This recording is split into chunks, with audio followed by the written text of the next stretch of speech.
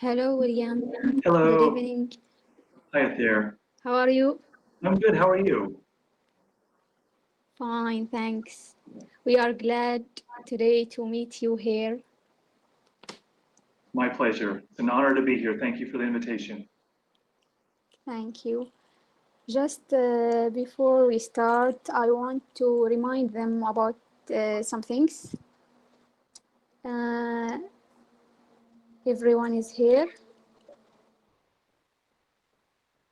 Okay, please just make sure that your microphones are off, and don't share your screen. Also, don't record the screen. Now, I want just to say it again in Arabic. Can I? Oh, absolutely. Okay, thanks. مرة ثانية حاولوا إنكم تخليوا الوضع ميوت، بس تقدروا يعني تشيلوا الميوت بعدين إن شاء الله لما يخلص الدكتور محاضرته، وتقدروا يعني تسألوا أسئلتكم واستفساراتكم عن فيما تكلم فيه يعني. وإذا ما حابين يعني تتكلموا تقدروا تكتبوا أسئلتكم في الشات ورح نقرأ إياها. وهذه أيضا حطينا لكم إياها في الشات، وما تسجلوا الشاشة لأنه يعني بتضيعوا المحاضرة والوقت. وأيضا هذه حطوا لنا إياهن. أتمنى تكون واضحة have a great time. Enjoy. Just before we start, I want to tell you who is William Krobin. William Krobin is an American entrepreneur and international finance professional who has been living and working in Oman for the past 10 years. During this time, he was the general manager of the Growing انطلاقة Fund, an SME investment fund financed by Shell Development Oman. He has also designed and managed numerous SME accelerators and related SME development projects, and has provided SME credit risk management, product development, and market segmentation consultancies to local banks. In 2011, he incorporated Inspired Solution, an Oman-based management consultancy under the free trade agreement between the USA and Oman. He continues to operate Inspired Solution today and brings state-of-the-art SME credit risk and SME development solution to the markets in Oman and the region. In 2020, Inspired Solution, in partnership with BIA Oman, and launched Eco Innovate Oman EIO. This is an SME accelerator focused 100% of the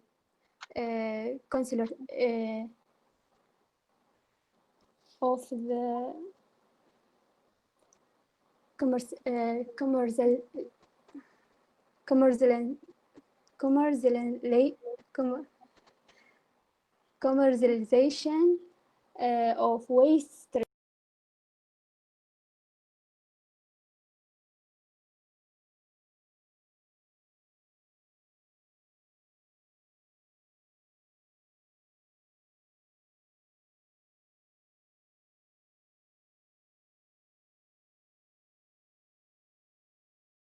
with a terrible bottom line focused of creating not only financial returns, but also social and environmental returns. Now you have your time, Doctor, and you can start. There, thank you very much. That's the best introduction. You are welcome, and so I'm sorry for. First and foremost, I'm not a doctor. I have an MBA from the University of Chicago. I was thinking about maybe I should get a doctor, but I think MBA is enough letters at the end of my name, and I don't have the energy to become a doctor. And there's a lot of statistics involved, and I'm not very good at statistics, but we'll see. So there, thank you again, and Omar, thank you so much for having me here this evening. It's an honor to be here with such a great group. And as we discussed, I have a PowerPoint presentation that I've prepared, and I'm going to start going through that. And I'm gonna take a couple of pauses during that presentation just to do a little check-in if anyone has any immediate questions. Otherwise, I'm just sitting here talking to a bunch of circles and doing a lot of blah blah. And I always want to have an interactive conversation. And so they can ask you when you're present? Absolutely. I don't know how we're going to do. You can break in, you can raise your hand, whatever. Okay. You're going to be monitoring the chat as well, correct? Okay. Yeah. Yes. So if you see some questions there that you think we should answer immediately, absolutely. Okay, I will ask you if someone asks. Yeah, absolutely. This is an interactive conversation, and I think that's the way we should look at this. I think that will be good. Okay, so I'm going to switch on the PowerPoint presentation now. And again, this is my first time on Google Meet. We've been using Zoom for the past 3 months in the accelerator. So that's what I've been used to. So but this is working fine. Okay, now I will mute my microphone. Take your time, please. All right. Okay. So let's figure out what we're doing tonight and what we're going to discuss. We're going to talk about some practical tools and some general advice and philosophy for individuals like yourselves who are keen on exploring, making your own businesses, developing your own products and services, and maybe relying upon your education and your activities within the realm of bioscience. I think it's a very exciting place to be right now. And I just want to be able to use this as a platform to encourage all of you to pursue your entrepreneurial dreams. I want each and every one of you to be an entrepreneur. And I know we live in a culture that maybe sometimes our parents don't want that. I know my parents always wanted me to, work at the bank, which I did for a while. But we have to find it within ourselves sometimes to take the risks to be entrepreneurs. And that's kind of the philosophy of tonight's presentation. In terms of practical tools, we're going to talk about a pathway to developing products and services. And one of the first steps along that pathway is what we call ideation. And then ideation leads into what we call market research. And we're going to discuss that in detail. And then we're going to discuss the UN Sustainable Development Goals, because that's really the future when we're developing, how I would say, mostly non-technology products and services, but there's a lot of tech involved as well. And that's going to be the future, because we live in a world in which our resources are becoming more scarce and we're more educated and responsible citizens. And so that's why we're embracing what are called the Sustainable Development Goals, or SDGs is the abbreviation. We're going to discuss what is impact entrepreneurism and what is impact investment. Thayer made some comments about impact investors, and that's something that we have brought to Oman, or has been developing here in Oman, and right now is the time to really be focusing on impact entrepreneurism.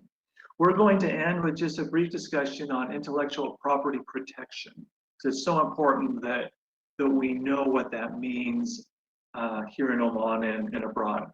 We're not going to be discussing finances or business plans or cash flow estimates. No, that's far too boring. We're going to do something more fun. We're going to talk about our dreams and our goals, and basically how we as individuals can embrace best practices to really take us forward on that pathway to realize our dreams and our goals. Thayer gave a very good introduction. I don't have to talk about inspired solutions. The one thing I would mention again is that you see the logo down here. This is Eco Innovate Oman. This is our latest accelerator financed by BIA.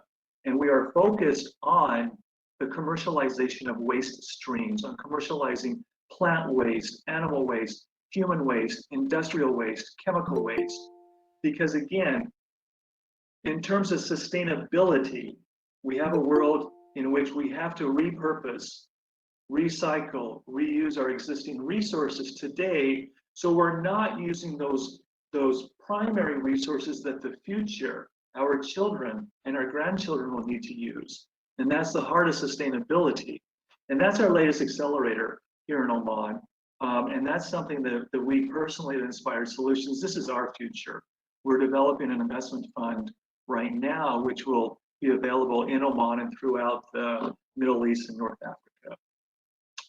So again, I'm an American and I did this under our free trade agreement. Just philosophically, I love the saying, fortune favors the bold. And I'm going to use the term, the probability of success a lot tonight. And you can think of this as people who are bold in their entrepreneurial pursuits have a higher probability of success. Whatever fortune means to you, is it money? Is it security? Is it having the ability to help others? Whatever that means to you, you have a higher probability of achieving that if you're a little bit bold, if you're more assertive, more aggressive, willing to take a little bit more risk, then you have a higher probability of success. And if you look at entrepreneurs, successful ones, of course, they have embraced this. They know the risk they're taking. And the fortune, the security, the financial security, etc., comes along with that. And along with that, I just want to talk a little bit about being bold and being confident. And just practical tools. You know, I don't want to sit here and do a lot of blah blah on concepts. I always want to bring it down to what are some practical tools that we can take away from this evening's discussion. All of you are accomplished individuals, and you're here at 9 o'clock on a Tuesday. Now let's be honest, you can't play football right now or go to the cafes, but nonetheless you are here. This is an accomplishment because you're dedicated to improving yourself. And that is something to be confident of. So being bold and being confident puts you on that right pathway, and it's an exciting pathway. Maybe you have a job and you go to school. That's an excellent accomplishment. Maybe you're an honor student or you have those wonderful grades. Excellent. Maybe you create and participate in a bio group on Twitter or whatever platform. These are all accomplishments. And sometimes we need to remind ourselves of our accomplishments. And it's not egotistical, it's just reality. And here's a practical tool. Keep a journal. Write your accomplishments down. My journal goes back to 1996. And along the way, I became an entrepreneur. And along the way, I realized it's my journal. I can do anything I want in that journal. And so it's my personal stuff, it's my business stuff. And right now, given the crisis and the economy, there's a lot of business stuff. And these are ideas I have. These are thoughts I have for existing projects and new projects. And I write them down. Because that, again, we're going to talk about structure. Writing things down, I highly recommend. And in a journal, on the computer, whatever you want. I have journals here. I handwrite. And this is the way I inspire myself. And if you'll note, that's the name of my company, is Inspired Solutions. Because we work with clients to develop a way to inspire themselves, their employees, and their companies as a whole. So this is one of those practical tools that I really want all of you to start doing, and write down your accomplishments. Keep those in mind, because that's our strength and our foundation of confidence, and I do believe a foundation of success. With that in mind, that's really the philosophy of today's discussion. Specifically, we're going to discuss ideation and the structure. And I mentioned structure before. Structure is one of those items that increases the probability of your success. Structure means planning. Structure means documenting. Structure means sharing. With regards to ideation structure, ideation is a process where you're going to explore the possibilities of a new product or a new service with the goal of creating a business and bringing that product or service to the market. And that process needs a plan, and that's the structure, that plan. And that plan needs to be written down. It can be in your journal. It can be on the computer. Doesn't matter. It has to be documented. So I'm going to talk a lot about that structure. When I mean structure, you should think organization. You should think documenting it. You should think sharing it. So that's kind of the process of what we want to do with ideation. Okay, so what is ideation? Okay, ideate is a verb. Okay, to ideate. And I'm going to conjugate that just to be silly. I ideate, you ideate, he, she, it ideates, they over there, they ideate. It's an action verb, but it's also a mental and an imaginative word as well. To ideate means to bring to the table, to our initiative, our creativity, to bring our imagination to the table, focused on one or two goals, and that is developing a product or a service and bringing it to market.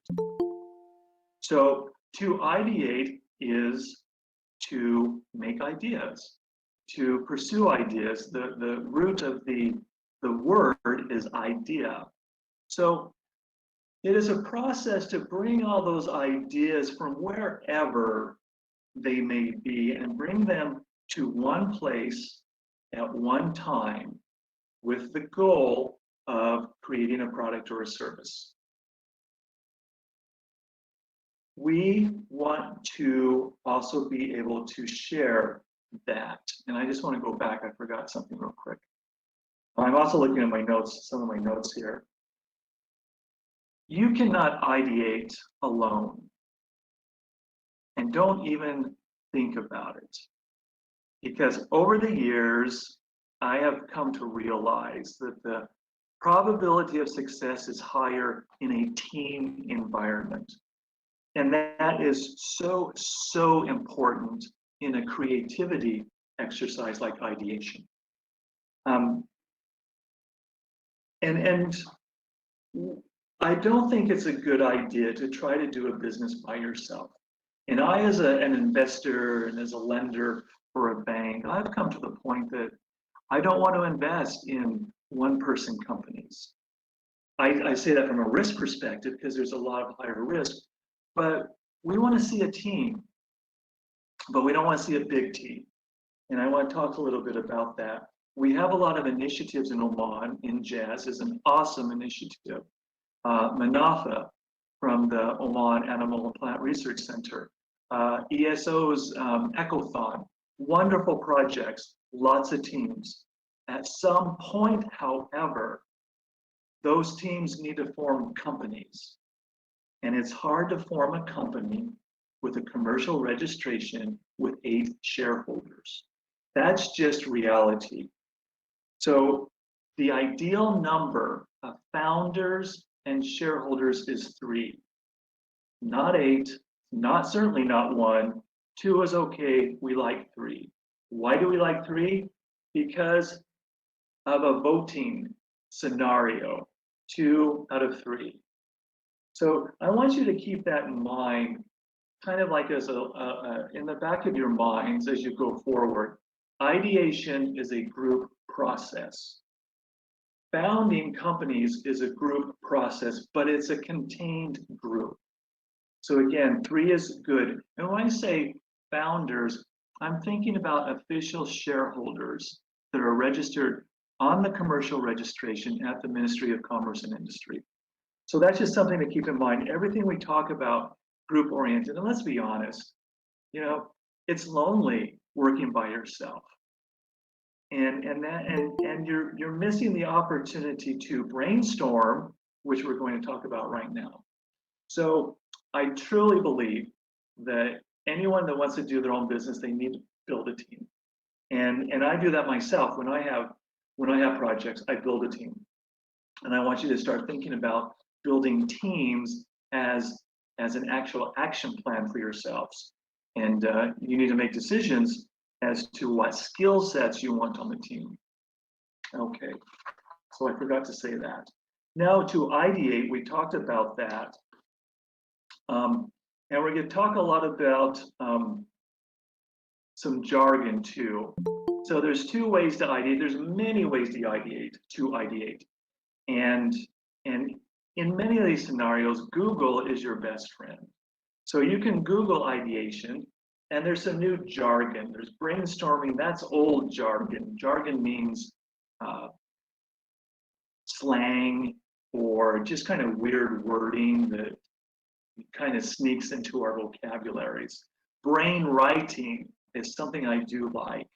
But there's other words like mind maps and brain dumping that you'll see when you do your analysis or research. The point of all of this, again, is to harness our creativity, to bring all of that creativity out there and focus that on one project or one challenge, and that's to look at a product or service and to ideate it.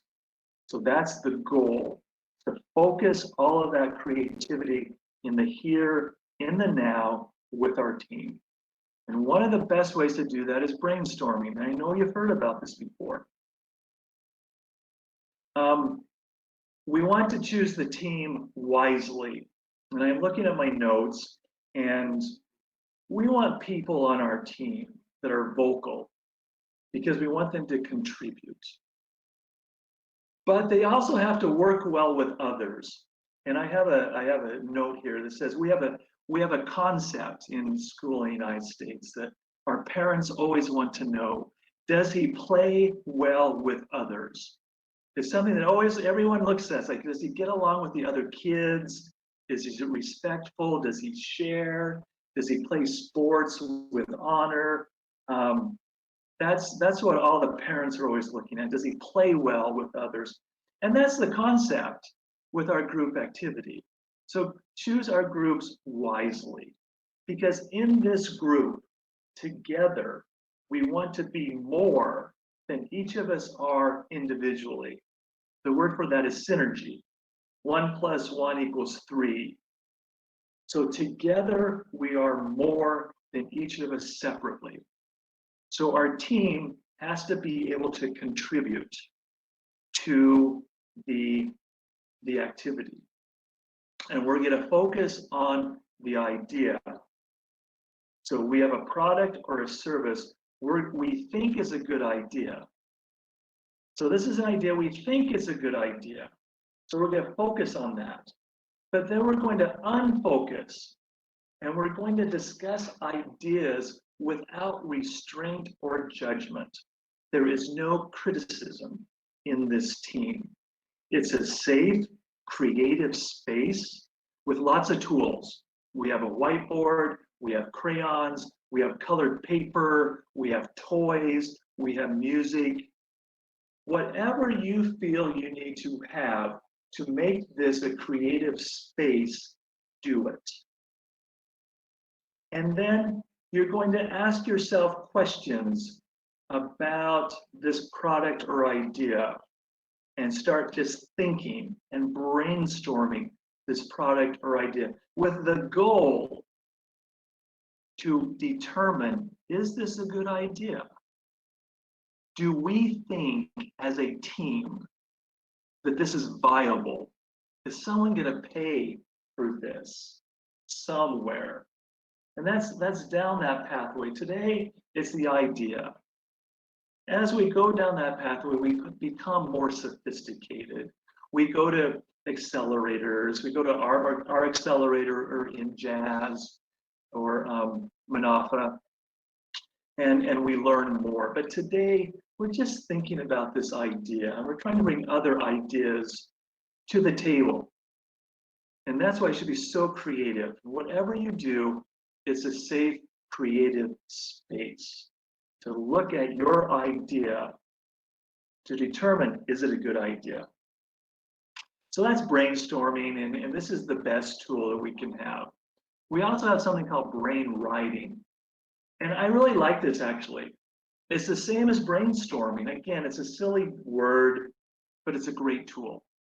So all of your team members write down their ideas on paper, and then they share it with another member who adds on to the original idea, whatever they want to, and they pass it around. Then after one round, everyone has commented on everyone's paper. You put it on the whiteboard and you discuss it. So I know that might sound a little conceptual, but the whole goal is you're writing about your one idea. One of you brings your idea for a product or a service to the table, and you put it on the table. And you can all start with the same one. And I see this product or service, like, here's what I initially think, and I just start writing. Here's what I think.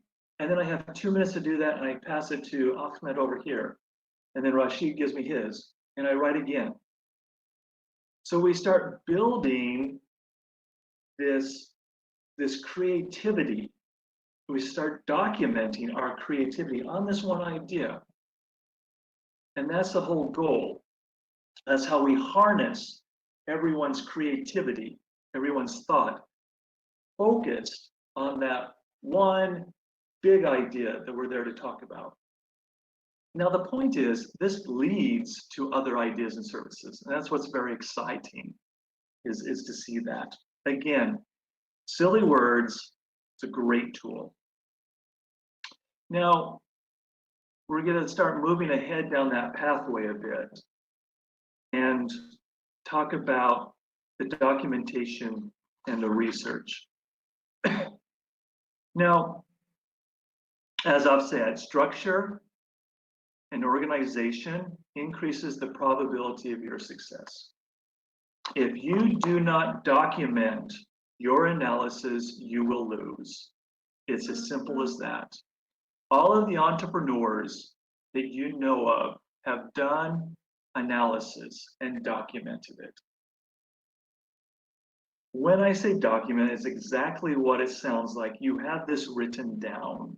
You have this, your analysis, your plans are written down, and they are shared with your team to analyze. And today we all do this. We have Dropbox, we have Google Drive, etc. These are free tools. Never in the history of this world have we had access to such powerful tools to help us become entrepreneurs. So if you are not doing this or doing your research, you're just not trying, because it's there. And these are tools to help you, and they're free. You know, you get up to, I don't know what the size is on Dropbox and Google Drive. I have, what do I have? Whatever, I pay something like $1.2 or 500 besa per month for an amazing amount of space on Google Drive. So again, we talk about document research. This is the core of your analysis. And this is the next step after your ideation.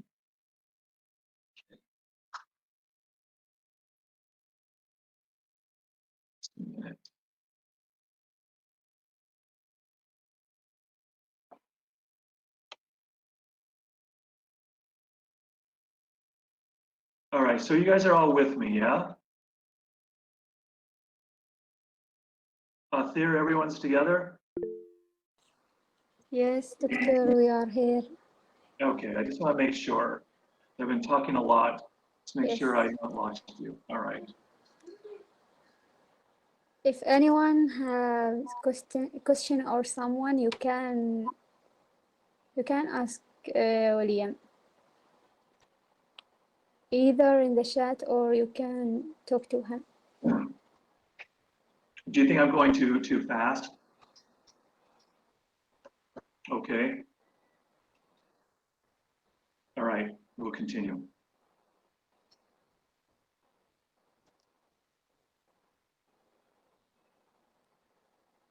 Okay. I think most of them are here. All right, so we will continue. After ideation, we talk about our initial market research. And we can ask, what kind of research do I do? And that's going to really depend upon what your goal is in terms of the market, in terms of the product or the service. And again, Google is your best friend on this, to look at the types of research. In general, we talk about consumer behavior. So we're looking at research as to the person, the group, the individual who we want to purchase our service or our product. Excuse me. So we think we have a good idea, but we want to validate this before we take any major steps. And this is what we call lean methodology. So, excuse me, what we're doing, we want to validate our idea before we spend any money, okay? So, excuse me, we're going to complete and document our market research before we spend any money. Because why would we go ahead and buy the equipment or set up a business without first completely validating it? It would be a complete waste of time and money. So before we spend any of our money, we complete and we document our market research. Now, many of you are in the scientific world, so you understand the scientific method. So you observe, you analyze, you document, you repeat. What does that sound like? That sounds like an experiment, doesn't it? Well, that's the same concept as market research. We have an idea. You know, in science, you say, I have a hypothesis. I need to prove or disprove my hypothesis. It's the same concept. I think this is a good idea. How do I know if it's a good idea?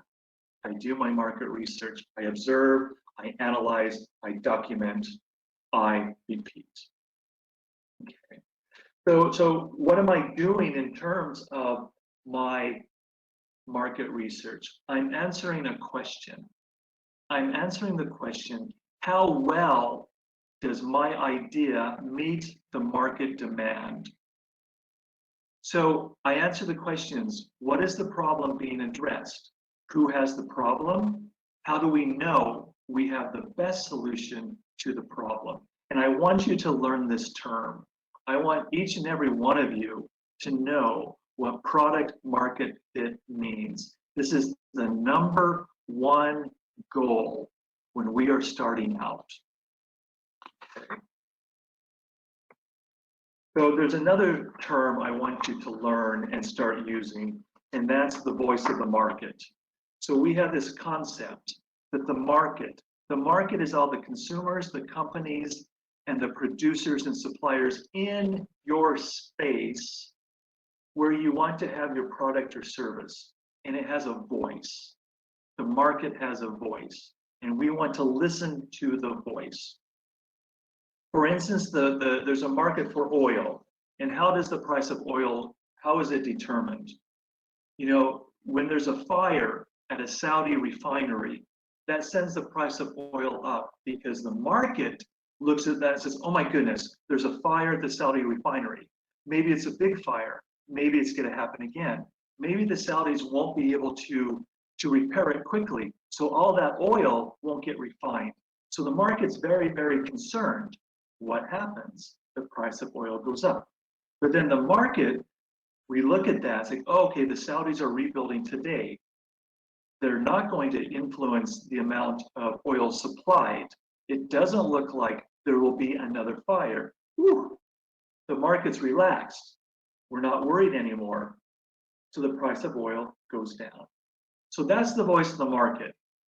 And we need to hear that voice. In another example, this is a reusable coffee pod for my machine at the office. Now, these are the pods, and there's billions of these going into the environment every year, and it's a horrible problem. Nespresso has an answer to that. Nespresso, if you buy them here, they'll give you a bag, and you can recycle these pods. So I take it to the office, and I'm supposed to put these pods into this bag. And this bag and this recycling program, they've spent millions and millions of dollars on around the world. I'm not going to do that. And even though I'm very environmentally conscious, because I'm not going to take my recycled pods from my office in a dirty bag to the Opera Galleria. Not going to happen. So they're not hearing the voice of the market, and they spent millions and millions of dollars on this program. It's not working. And that's why they didn't do the research. Had they reached out to people like me, I would gladly have filled out a survey telling them why that's a bad idea. So that's a very good practical example of not hearing the voice of the market, even though this is a very good idea to recycle the pods. Okay. So we want to talk about low-cost market hearing aids. So how do we do this, Bill, if we don't have any money and we don't have a product or a service? Well, we improvise. And look at these tools that we have. We have YouTube videos, surveys and Instagram, WhatsApp contests. We have actual observation. So I talk about the social scientist approach. Many of you have seen wildlife documentaries in which the scientists hide in the jungle in a tent, and they're camouflaged, and they can look at the animals without the animals seeing them. That's exactly what we're doing when we're observing the natural behavior of a consumer. And you can do this via YouTube videos, via social media, to gauge whether or not people would buy your product or your service. You can come up and be creative with plans to do this using social media. Last week, I received something from Amazon from the United States, and I didn't like it. And so one of my friends said, just sell it on Facebook. I'm like, oh, I don't want to bother with that. I said, no, just do it. So it was a small item, 10 real. I put it on Facebook on Muscat Buy and Sell. I had 10 offers to buy this product. So that tells me there is some demand for this product at 10 real. So when I think about that, I think about I actually have documented demand for this product. And that's just using Facebook. My point is, you could start making videos, making ads, contests to see what the market's opinion is of your product or service.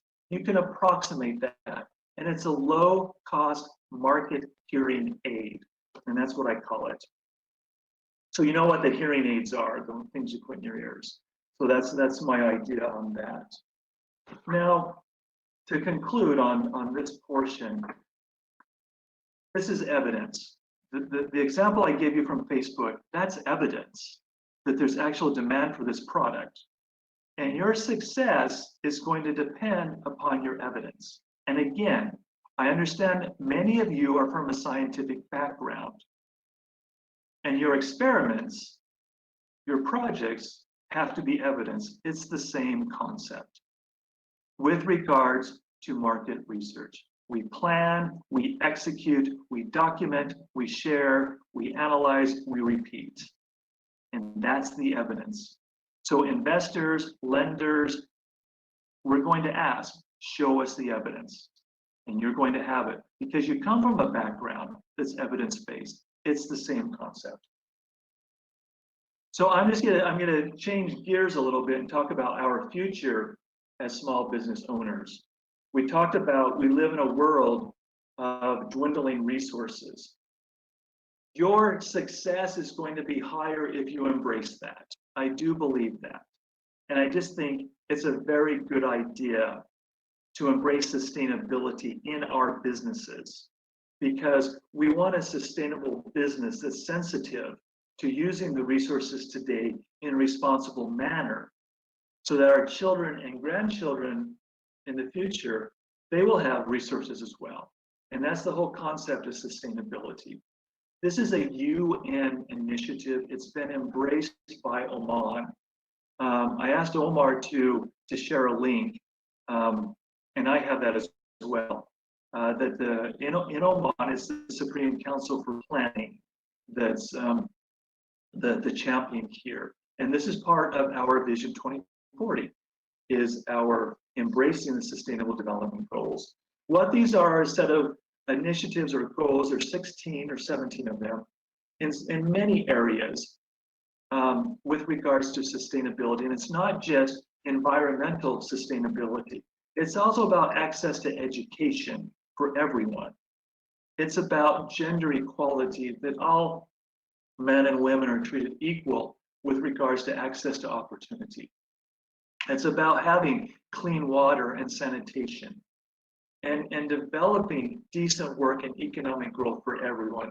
Basically, it's a blueprint in this world to make the world a better place. And isn't that just an amazing thing to promote and to embrace? And you can see the ones here, these are 8 of the 17 Sustainable Development Goals that our accelerator, Eco Innovate Oman, has embraced.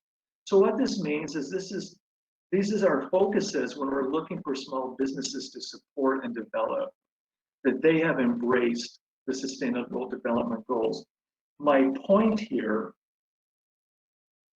is that if you embrace these, you will attract more interest, more support, and eventually more money, more investment, because you can clearly articulate that you as a business, you're looking at the future and you're sensitive to the impact you're having today.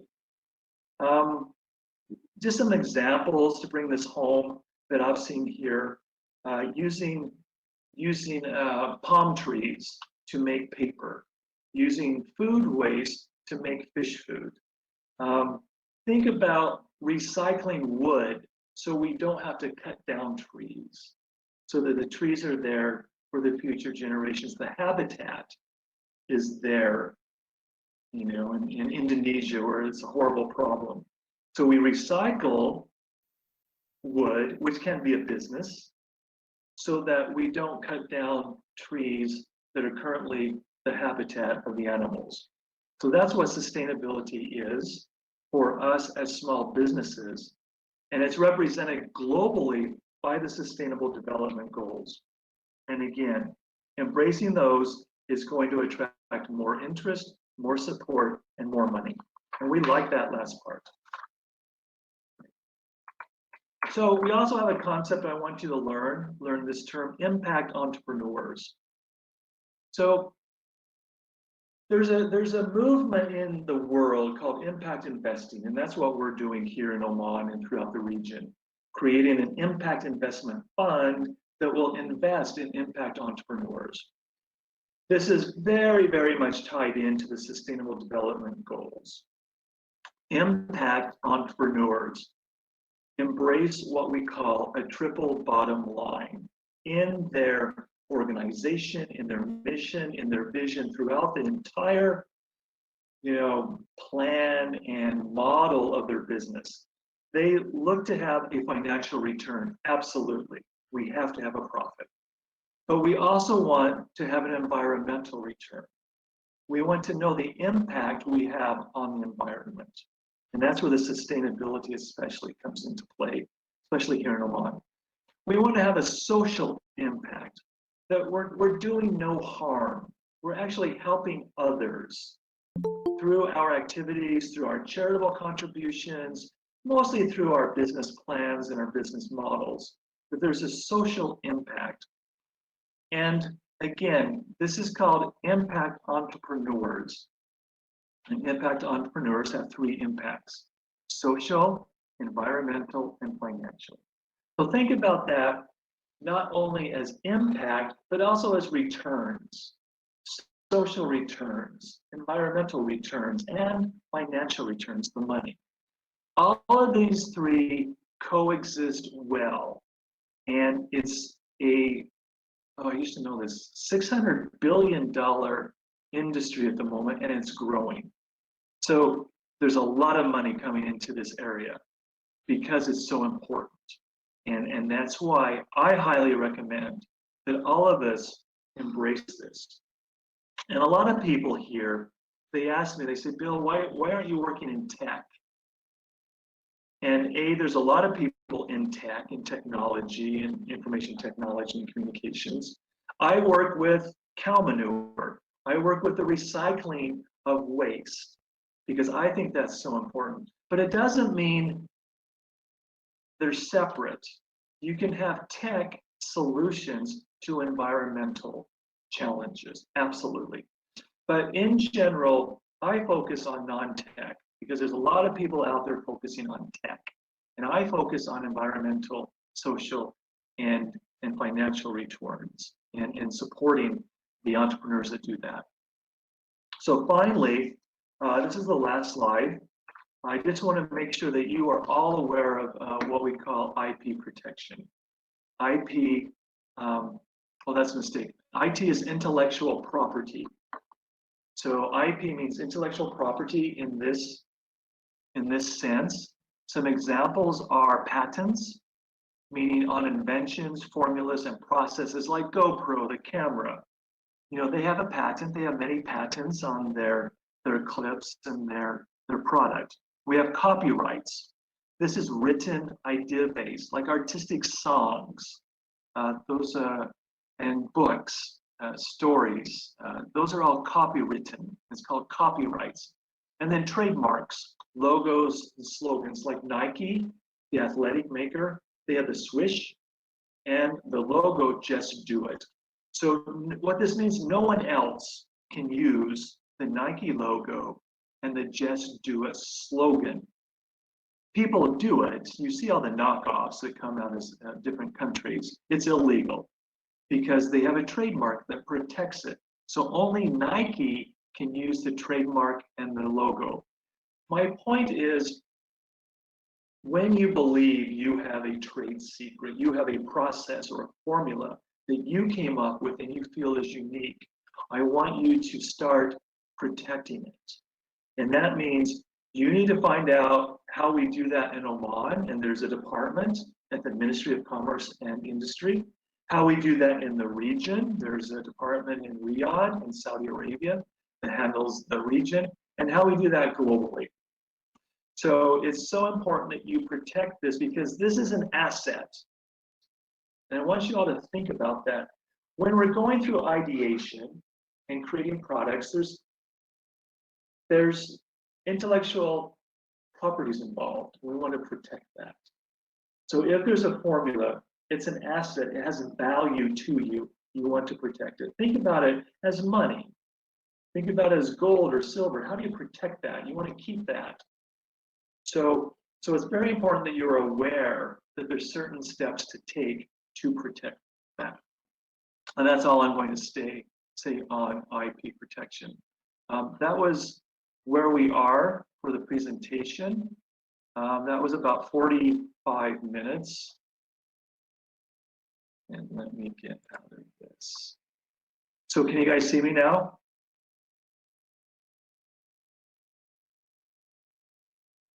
Are you there?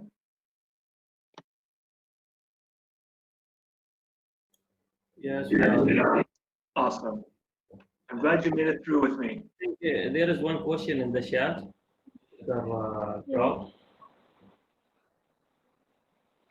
Okay.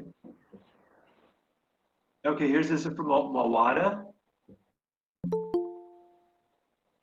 How to analyze consumer behaviors for bioproducts which are produced extracted from microbes and insects or treated with gray water. That is an awesome question, because listen to this. So some people will tell us that gray water is haram, and then other people say, no, no, it's not. So you have to think to yourself, here in Oman, in the area, how do we test for that? So, because that's a huge thing.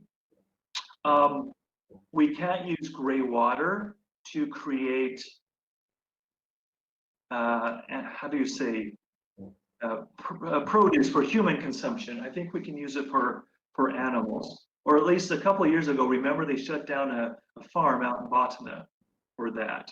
So how do we analyze consumer behavior? Well, because you can do some hypotheticals. So here's a tomato. This tomato was grown using fertilizer made from high water. Are you going to eat it?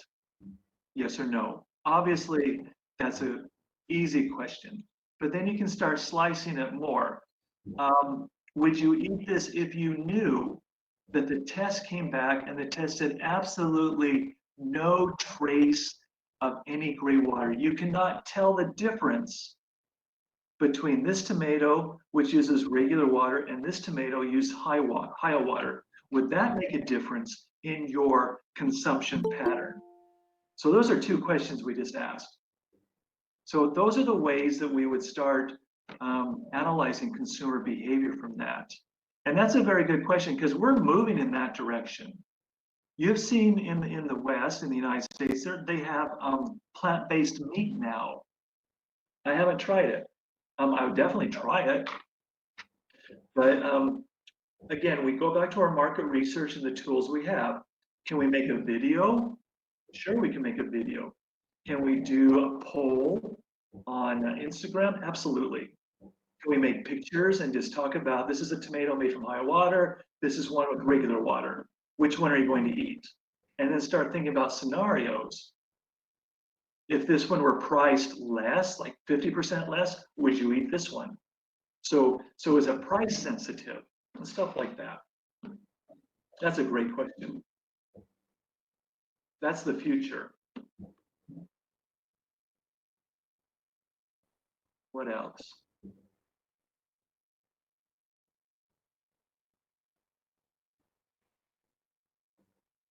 Oh, absolutely. Yes. You know, it's not just a religious conviction. There's just a lot of opposite, because it's kind of gross. Let's be honest, it's gross. You know, you're using human waste for fertilizer. It's a little gross. And in certain areas, there's probably some religious convictions as well. So you're right. You're changing behaviors, and you're challenging preconceived convictions. I don't think it's impossible at all.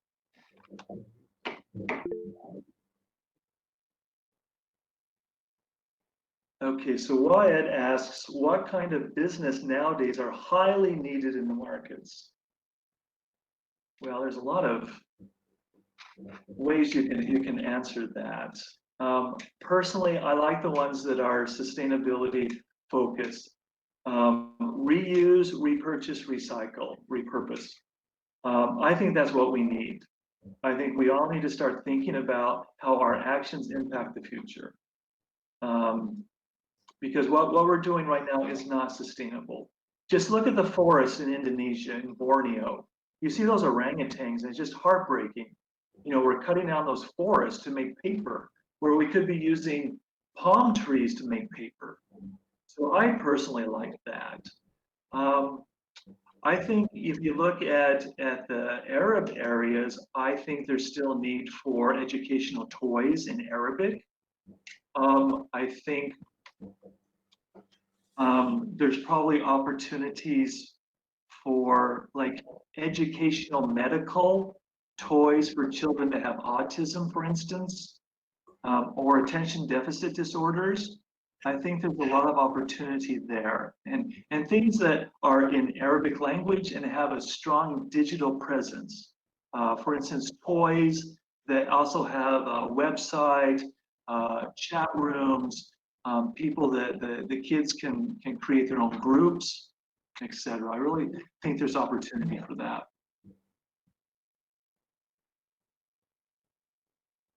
Hi, Omran, how are you?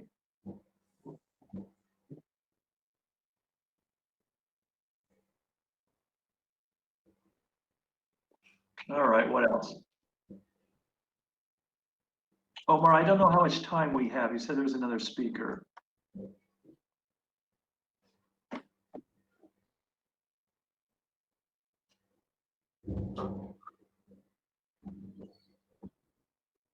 Good, Omar. Hi, Bill. How are you? Just a simple question. Sure.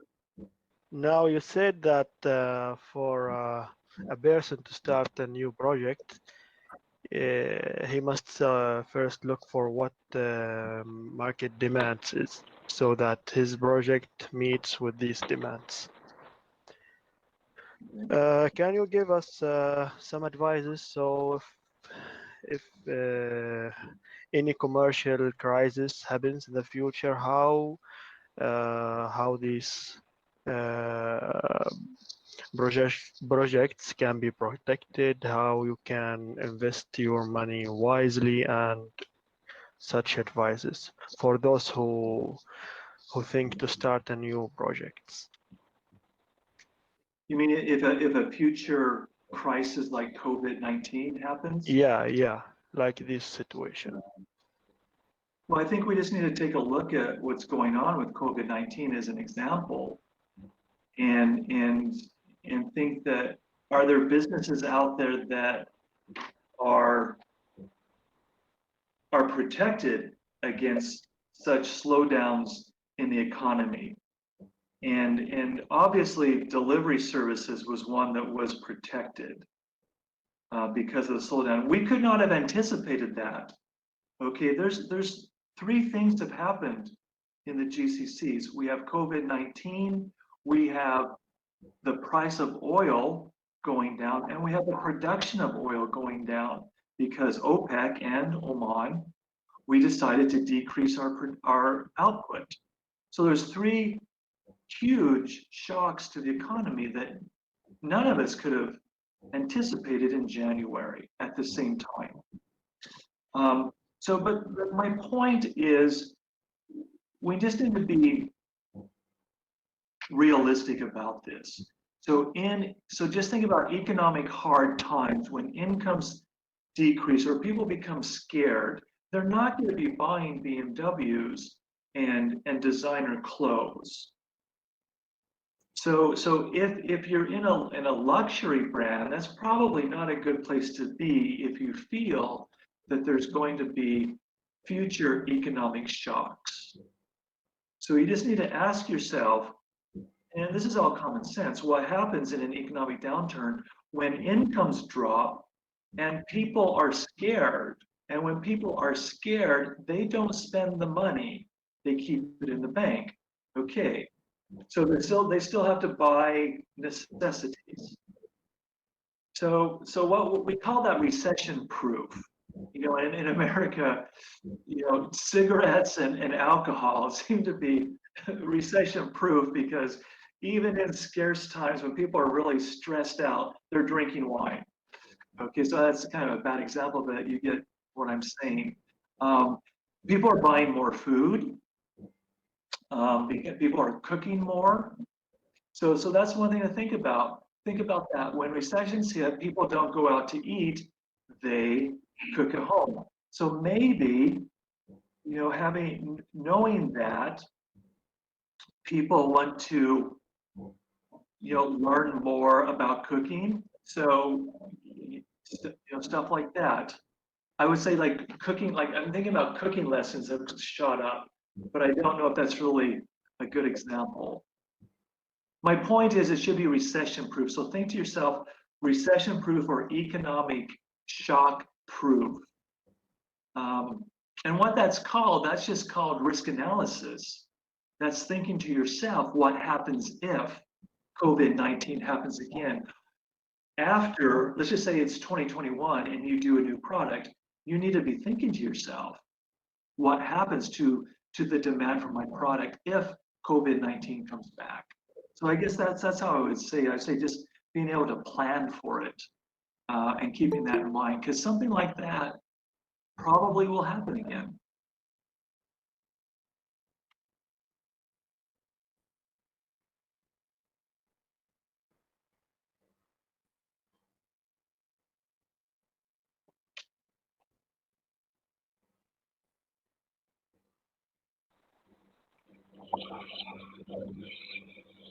Yes, thanks, William. Yes. That was really useful. I think I learned something from you. I tried to start my own business from years ago, I think 3 or 4 years, but I afraid. But now I think I know how to start it and what I want. Thank you. That was really great. Awesome. And I just want to encourage all of you to look at the competitions and resources we have in Oman. There's a lot of them. We have MANAFA, which is the Oman Animal and Plant Research Center competition. There's Ecothon. There's groups like INJAZ. There's the accelerator that we have, which is for a little bit more advanced companies. There's a lot of resources. But I want to welcome all of you to contact me if you want to have more information about Eco Innovate Oman or other resources. They're out there. One thing I didn't mention is I want you all to think about networking. At your age and position, just getting ready to graduate, I want you all to be networking. I want you all to be looking at LinkedIn. I want you to be thinking about meeting people who, like me, have done their own businesses and are aware of the resources in the country. So it's very important that you start thinking about your personal networks, because this is how we put together teams. This is how we get business. So I want you to look at LinkedIn as an option and think about networking activities. For instance, I'm on the board of the American Chamber of Commerce, and we have what we call speed networking activities. So, okay, so how do I do that, Bill? Well, you start following people like the American Chamber on Twitter.